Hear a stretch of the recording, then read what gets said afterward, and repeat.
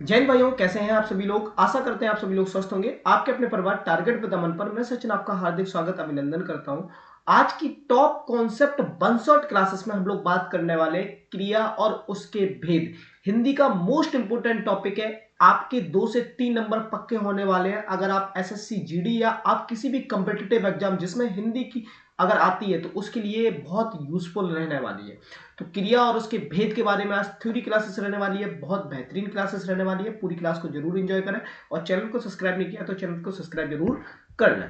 तो देखते हैं आज की कंप्लीट क्लासेस में हम लोग क्रिया और उसके भेद के बारे में जानने वाले हैं। तो सबसे पहले अगर हम लोग बात करें तो क्रिया होती क्या है। तो अगर हम क्रिया की बात करें तो जिस शब्द में किसी काम का करना अथवा होना पाया जाता है उसे हम क्या बोलते हैं, क्रिया बोलते हैं। क्रिया शब्द का अर्थ होता है वाक्य में जिस काम का करना या होना पाया जाता है उसे हम क्या बोलते हैं, क्रिया बोलते हैं। ठीक है। अब अगर हम बात करें जैसे गुलाबों को खेलना पसंद है, जो गुलाबो है उसको क्या है, खेलना पसंद है। तो इसमें जो खेलना है वो एक्चुअली में क्या है, क्रिया। रानू का उज्जैन जाना तय है। रानू का कहां जाना तय है, उज्जैन जाना तय है।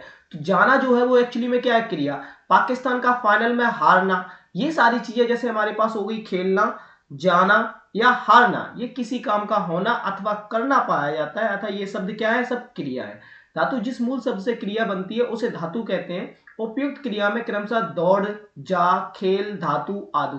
धातु के अंत में ना जोड़ने से जो शब्द बनता है उसे क्रिया का साधारण रूप कहते हैं। जैसे हार से क्या हो जाता है, हारना। जा से हो जाता है जाना।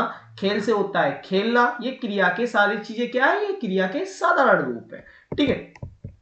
अब वही अगर हम लोग बात करें धातु के भेद, तो उत्पत्ति अथवा शब्द निर्माण की दृष्टि से धातु के 2 प्रकार की होती हैं। अगर निर्माण की बात करें तो उसके हिसाब से, दृष्टि के हिसाब से धातु कितने प्रकार की होती हैं, 2 प्रकार की होती हैं। एक होती है मूल धातु, एक होती है यौगिक धातु। एक कौन सी होती है, मूल धातु, और दूसरी होती है यौगिक धातु। अब मूल धातु की अगर हम लोग बात करें तो मूल धातु स्वाधीन होती है। मूल धातु क्या होती है, मूल धातु होती है जो स्वाधीन होती है या किसी दूसरे शब्दों पर निर्भर नहीं होती। जैसे पढ़, खा, लिख, पी, आ, चल आदि, ये सब क्या है, मूल धातु है। ठीक है। यौगिक धातु क्या होती है, 2 मूल धातु। यौगिक धातु स्वाधीन नहीं होती, ये किसी प्रत्यय के योग से बनती है। इसमें जब हम कोई प्रत्यय जोड़ देंगे, मूल धातु में जब हम कोई प्रत्यय जोड़ देंगे तो वो यौगिक धातु बन जाएगी। जैसे चल प्लस ना से चलना, चल प्लस ना से चलना। देख प्लस ना से देखना, खा प्लस ना से खाना, पढ़ प्लस ना से पढ़ना। तो हमने क्या किया, चल तो हमारे पास मूल धातु थी, उसमें ना हमने प्रत्यय जोड़ दिया तो चल से चलना, देख से देखना, खा से खाना, पढ़ से पढ़ना, ये सब क्या हो गई, क्रिया हो गई। और इन क्रियाओं को बोलते हैं यौगिक धातु क्रिया। इस प्रकार की धातुएं अनंत है, जैसे कुछ एकाक्षरी होती हैं, कुछ द्वादक्षरी यानी 4 अक्षरी धातुएं भी होती हैं। यौगिक धातुओं की रचना, यौगिक धातुओं की रचना 3 प्रकार से होती है। जो यौगिक धातु है उनकी रचना कितने प्रकार से होती है, 3 प्रकार से। धातु में या तो हम प्रत्यय लगाने से अकर्मक या सकर्मक और प्रेरणार्थक धातुएं बना देते हैं, या तो हम प्रत्यय लगा देते हैं, या कई धातुओं को संयुक्त करने से संयुक्त धातु बनती है, या संज्ञा विशेषण के नाम से भी धातु बनती है। संज्ञा और विशेषण के नाम से भी क्या बनती है, धातु बनती है। अब वही अगर हम लोग बात करें प्रेरणार्थक क्रिया धातु, प्रेरणार्थक क्रिया यानी किसी की प्रेरणा से, जैसे जिस क्रिया से यह पता चले कि कर्ता स्वयं कार्य ना करके किसी दूसरे का कार्य करने के लिए प्रेरित करता है, उसे हम बोलते हैं प्रेरणार्थक क्रिया। कौन सी क्रिया बोलते हैं, प्रेरणार्थक क्रिया। इसे हम धातु कहलाते हैं। जैसे अगर हम बोले करना, जब हमारे पास करना लगा है तो इसको हम, ये तो क्रिया होगी, लेकिन इसकी प्रेरणार्थक क्रिया क्या बनेगी, कराना। भाई करना तो खुद स्वयं हो जाएगा, लेकिन कराना मतलब किसी दूसरे व्यक्ति से काम कराना, स्वयं ना करके किसी दूसरे को प्रेरणा देना कि ये तुम काम कर सकते हो, तो प्रेरणार्थक क्रिया होती है। तो कराना हो गया, करवाना हो गया। काटना का कटवाना, लजाना का लजवाना, लिखना का लिखवाना, ऐसे ही खाना का खिलवाना या खिलाना, चलना का चलवाना या चलाना, देना का दिलवाना या दिलाना, सोना का सुलवाना या सुलाना। ये सारी चीजें हो गई प्रेरणार्थक धातु क्रिया। कि अगर हम प्रेरणार्थक धातु के रूप में बात करें तो धातु के मुख्यतः 2 रूप होते हैं। प्रेरणार्थक धातु क्रिया के भी मुख्यतः कितने रूप होते हैं, 2 रूप होते हैं। एक होता है अकर्मक क्रिया, प्रेरणार्थक होने पर सकर्मक हो जाती है। जैसे दौड़ना, तो दौड़ना और दौड़वाना। अगर हम किसी को दौड़वाना है, मतलब किसी व्यक्ति दूसरे की बात कर रहे हैं, तो उसे हम बोल सकते हैं दौड़ना तो अकर्मक क्रिया होगी। जब इसे सकर्मक बनाना है तो दौड़वाना बोल सकते हैं। रोना अकर्मक है, रुलवाना या रुलाना ये सब हो गया तुम्हारे पास सकर्मक। सोना, सुलाना, सुलवाना, लजाना, लजवाना, हंसना, हंसाना, हंसवाना। प्रेरणार्थक क्रिया सकर्मक और अकर्मक दोनों क्रियाओं से बनती है। जो प्रेरणार्थक क्रिया है ये सकर्मक और अकर्मक दोनों क्रियाओं से बनती है। अब बात करें अगला हम लोग सब इसी में अगर कॉन्सेप्ट में हम लोग देखें तो सकर्मक क्रिया से कैसे बनती है प्रेरणार्थक, जैसे काटना, काटना का हो गया कटाना, कटवाना। भाई दौड़ना का हो गया दौड़ना, दौड़वाना। पढ़ना का हो गया पढ़ना, पढ़वाना। सोना का हो गया सुलाना, सुलवाना। हंसना का हो गया हंसाना, हंसवाना। यौगिक क्रिया की बात करें, दो या दो से अधिक धातुएं और दूसरे शब्दों के संयोग या धातुओं के प्रत्यय लगाने से जो क्रिया बनती है उन्हें यौगिक क्रिया कहते हैं। यानी दो या दो से अधिक धातुएं और दूसरे शब्दों के संयोग से या धातुओं के प्रत्यय लगाने से जो क्रिया बनती है उन्हें हम क्या बोलते हैं, यौगिक क्रिया। जैसे चलना तो हमारे पास मूल क्रिया है, उससे हम बोल रहे हैं चलवाना, चलाना। दोना से दोना धोना, उठना बैठना, दो पढ़ना, चल देना, खा लेना, उठ जाना इत्यादि, ये सब क्या होती है, यौगिक क्रिया। नाम धातु क्रिया की बात करें तो जो धातु संज्ञा विशेषण से बनती है उसे नाम धातु क्रिया कहते हैं। जो धातु संज्ञा विशेषण से बनती है उसे हम क्या कहते हैं, नाम धातु क्रिया। जैसे अगर हम लोग बात करें, जैसे संज्ञा अगर हमारे पास हाथ है, नाम धातु क्रिया बनाना है तो क्या हो जाएगा, हथियाना। हाथ से क्या हो जाएगा, हथियाना। बास से हो जाएगा बतियाना, लाश से हो जाएगा लतियाना। वैसे ही अगर विशेषण से नाम धातु क्रिया बनाए तो गर्म का विशेषण है गरमाना, ठंडा का ठंडाना, पागल का पगलाना। तो जब भी हमें नाम धातु क्रिया बनवानी है उसमें आना अपनी तरफ से जोड़ देना, नाम धातु क्रिया बन जाएगी। अब अगला है क्रियार्थक संज्ञा। क्रियार्थक संज्ञा क्या होती है, कोई क्रिया अपने साधारण रूप से क्रिया नहीं होती। कोई क्रिया जो होती है वो अपने साधारण रूप से क्रिया नहीं होती, विधि और काल के रूप को छोड़कर उसका प्रयोग प्राय संज्ञा के समान होता है। अतः ऐसे शब्दों को क्रियार्थक संज्ञा कहा जाता है। ऐसी क्रियार्थक संज्ञा भाववाचक संज्ञा के अंतर्गत आती है। जैसे टहलना स्वास्थ्य के लिए लाभप्रद है, टहलना भाववाचक है। टहलना क्या है, भाववाचक है। 1 मिनट का टाइम देना, मैं भी फटाफट से वापस आ रहा हूं।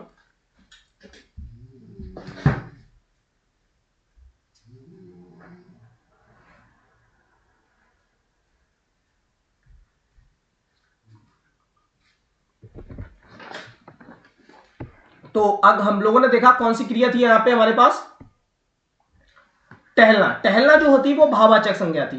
क्रिया के कार, क्रिया के कार निम्नलिखित हैं। क्रिया के कार कौन कौन से हैं, क्रिया कार होने अथवा किए जाने का बोध करती है। क्रिया जो है वो एक्चुअली में कार के होने या कार के किए जाने का बोध कराती है। जैसे घोड़ा घास खा रहा है, घोड़ा क्या कर रहा है, घोड़ा घास खा रहा है। तो जब कोई काम हो रहा है ना, घोड़ा घास खा रहा है, तो ये क्रिया की बात हो रही है। शिव किताब पढ़ रहा है, शिव क्या कर रहा है, किताब पढ़ रहा है। रूपाली रूपाली गीत गा रही है, तो गाने का काम कौन कर रही है, रूपाली कर रही है, तो ये क्रिया हो रही है। किसी व्यक्ति अथवा वस्तु को क्रियाशीलता का बोध कराना, जैसे भैंस चरती है, लड़के खेलते हैं, ठीक है, गेंद लुढ़कती है। स्थिति अथवा अवस्था का बोध कराना, जैसे नीलम पढ़ती है, राघवेंद्र खड़ा है, वह सो रहा है। अस्तित्व का बोध कराना, जैसे मनुष्य समाज में रहता है, चीता जंगल में रहता है, मगर जल में रहता है। मन स्थिति का बोध कराना, जैसे लड़के प्रसन्न हो रहे थे, छात्र उत्साहित है, आलोक रो रहा है। क्रिया के भेद, क्रिया के 2 प्रकार की होती है, एक तो होती है सकर्मक क्रिया, एक होती है अकर्मक क्रिया। क्रिया कितने प्रकार की होती है, 2 प्रकार की, एक होती है सकर्मक क्रिया और एक होती है अकर्मक क्रिया। अब सकर्मक अकर्मक, सकर्मक के 2 भेद होते हैं, एक दुकर्मक और एक संयुक्त क्रिया। तो हम इसे भी जान लेते हैं बहुत बेहतरीन तरीके से। अगर हम सबसे पहले जाने कि सकर्मक क्रिया जो होती है, जिस क्रिया के व्यापार का फल कर्म पर पड़ता है उसे हम सकर्मक क्रिया कहते हैं, ठीक है। जिस क्रिया का फल क्रिया के व्यापार पर पड़ता है उसे हम क्या कहते हैं, सकर्मक क्रिया कहते हैं। और वहीं अगर हम लोग उसे देखें,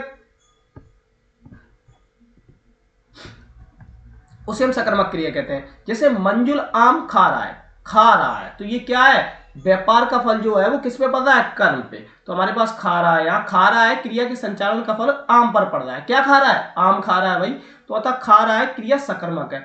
सकर्मक क्रिया को पहचानने का तरीका यह है कि क्रिया से क्या अथवा कौन लगाकर प्रश्न करने पर उत्तर मिल जाए। क्या और कौन लगाने से अगर हमें उत्तर मिल जाए तो हमारे पास क्या होती है, सकर्मक क्रिया होती है, ठीक है। जैसे बालिका क्या लिख रही है, तो उत्तर मिला निबंध। जैसे बालिका निबंध लिख रही है तो बालिका क्या लिख रही है, निबंध। तो मंजुल आम खा रहा है, मंजुल क्या खा रहा है, आम खा रहा है। तो हमारे पास जब क्या का आंसर मिल जाए तो सकर्मक क्रिया होती है। जैसे दुकर्मक क्रिया क्या होती है, कुछ सकर्मक क्रियाएं 1 कर्म वाली और कुछ 2 कर्म वाली होती हैं, जिन्हें दुकर्मक क्रिया कहते हैं। जैसे श्रोता ने रीना को बांसुरी दी, तो जो दी है एक्चुअली में ये क्या है, दुकर्मक क्रिया है। 2 कर्म सेतु और बांसुरी है, यहाँ पे क्या क्या 2 कर्म हो रहे हैं, बांसुरी और सेतु। इस प्रकार दी संयुक्त कर्मक क्रिया, यहाँ बांसुरी मुख्य कर्म है और दीना गौड़ कर्म है। अगर हम लोग संयुक्त क्रिया की बात करें, संयुक्त क्रिया भाई होती है जो दो या दो से अधिक धातुओं के मेल से बनती है। किससे? दो या दो से अधिक धातुओं के मेल से बनती है। इसकी यह विशेषता है कि उसकी पहली क्रिया प्रायः मुख्य होती है और दूसरी क्रिया उसके अर्थ में विशेषता उत्पन्न करती है। जैसे राम विद्यालय पहुंच गया, यहां पहुंच गया संयुक्त क्रिया है, जो पहुंच गया ये क्या है? एक संयुक्त क्रिया है। अब आकर्मक क्रिया की बात करें तो जिस क्रिया के व्यापार का फल कर्ता पे पड़ता है, जिस क्रिया का व्यापार का फल किस पे पड़ता है? कर्ता पे पड़ता है। जिस क्रिया के व्यापार का फल किस पे पड़ता है? कर्ता पे पड़ता है, उसे कर्मक क्रिया कहते हैं। जैसे रति गई, जहां पे हम सिंपल सी बात बोल सकते हैं, सकर्मक क्रिया में हम कर्म की बात कर रहे थे, अकर्मक में हमारा कर्म नहीं होगा। ठीक है, यहां गई क्रिया अकर्मक है पूरा। कुछ अकर्मक और सकर्मक क्रिया ऐसी होती हैं जो कर्ता और कर्म के अनुसार रहते पूरा अर्थ प्रकट नहीं करती। इस स्थिति वाक्य किसी अर्थ को पूरा करने के लिए जो शब्द जोड़े जाते हैं उन्हें पूरक कहते हैं। जैसे उन्होंने उसे कथाकार बनाया, तो उन्होंने तो कर्ता हो गया, बनाया क्रिया के होते हुए भी भाग पूरा नहीं है। उन्होंने पूरा करने के लिए कथाकार शब्द जोड़ना पड़ा, अतः कथाकार जो शब्द है वो पूरक है। उन्होंने उसे बनाया, क्या बनाया? कथाकार। जब इस तरीके के सवाल आते हैं तो उसे हम बोलते हैं पूरक। उत्पत्ति के अनुसार क्रिया के कितने भेद होते हैं? तो क्रिया के 3 भेद होते हैं, एक मूल क्रिया, यौगिक क्रिया और पूर्वकालिक क्रिया। मूल क्रिया क्या होती है? जो क्रिया दूसरे शब्दों से ना बनी हो उसे मूल क्रिया कहते हैं। जैसे आना, भाई इसमें कोई दूसरे शब्द से तो नहीं बन रही है, जाना, खाना, पीना आदि, ये सब क्या है? मूल क्रिया।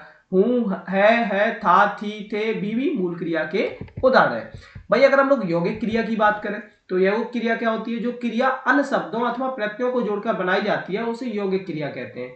जैसे आ जाना, चला जाना, खा जाना, सिखाना, पढ़ाना, तैरना, यह 3 प्रकार से होती है। क्रिया के आगे दूसरी क्रिया लगाकर, जैसे खा जाना, गिर पड़ना, इसे संयुक्त क्रिया भी कहते हैं। इसमें पहली मुख्य क्रिया और दूसरी सहायक क्रिया। खा जाना, दो क्रिया मिलकर एक बना रही है तो यौगिक क्रिया बनती है। क्रिया के आगे आ और बा प्रत्यय लगाकर, जैसे चलना से चलाना, तैरना से तैराना, लिखना से लिखाना, इसे प्रेरणात्मक क्रिया भी कहते हैं। प्रेरणात्मक क्रिया सकर्मक होती है। संज्ञा अथवा विशेषण के आगे ना प्रत्यय लगाकर, जैसे धिक्कारना हो गया, पुचकारना हो गया, खरीदाना हो गया, इसे नाम धातु क्रिया भी कहते हैं। पूर्वकालिक क्रिया, जिस क्रिया का सिद्ध होना किसी दूसरी क्रिया के सिद्ध होने के पहले पाया जाए उसे लिंग वचन पुरुष से प्रयुक्त ना होकर उसे पूर्वकालिक क्रिया कहते हैं। जैसे गोलू पढ़कर सोती है, यहाँ पढ़ने का कार्य सोने से पूर्व हो चुका है, अतः पढ़कर जो है वो पूर्वकालिक, मतलब कोई काम एक काम होने के पहले हो जाए उसे हम पूर्वकालिक काम कहते हैं। ठीक है, जैसे अगर हम लोग देखें, प्रत्येक काल में क्रिया की 3 अवस्थाएं होती हैं, एक सामान्य अवस्था, विधि अवस्था, संभाव अवस्था। कौन कौन सी होती है? सामान्य अवस्था होगी, विधि अवस्था होगी और संभाव अवस्था होगी। समान अवस्था, जिस क्रिया को समान अवस्था का बोध तथा किसी विधान का निश्चय ज्ञात हो उसे समान अवस्था की क्रिया कहते हैं। जैसे दुर्गेश आया, कौन आया? दुर्गेश आया। कौन आया भाई? दुर्गेश आया। गुड़िया खेल रही है, कौन खेल रही है? गुड़िया जो है वो एक्चुअली में खेल रही है। गुड़िया क्या कर रही है? गुड़िया जो है वो एक्चुअली में खेल रही है। ठीक है, अब हम लोग बात करें विधि अवस्था, जिस क्रिया से आज्ञा, प्रार्थना, प्रश्न आदि का भाव प्रकट हो उसे विधि अवस्था की क्रिया कहते हैं। विधि अवस्था क्या होती है? जिस क्रिया से किसी की आज्ञा हो, प्रार्थना हो, प्रश्न हो आदि का भाव प्रकट हो तो वहां पे विधि आज्ञा। जैसे तुम खाओ, हमने आज्ञा दी, आप मुझे 500 रुपए दीजिए, क्या मैं अंदर आऊं, क्या हम यहाँ घूम सकते हैं, ये सब क्या हो गए? विधि। यह अवस्था 2 प्रकार की होती है, प्रत्यक्ष विधि और परोक्ष विधि। प्रत्यक्ष विधि क्या होती है? इस विधि से आना, प्रार्थना, प्रश्न आदि का वर्तमान काल में कार्यान्वित होना ज्ञात होता है। जैसे अभी प्रकोष्ठ जाओ, हम यहाँ रहे, हे प्रभु उसकी रक्षा करो, ये सब क्या है? प्रत्यक्ष विधि है।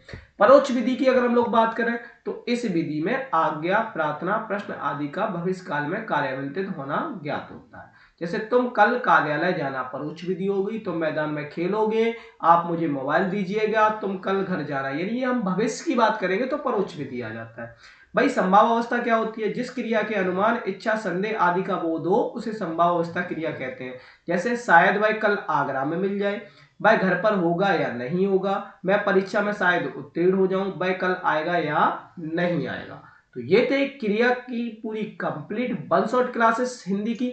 अगर क्लासेस जरा सी भी पसंद आ रही हो तो चैनल को सब्सक्राइब और वीडियो को लाइक और ज्यादा से ज्यादा शेयर करना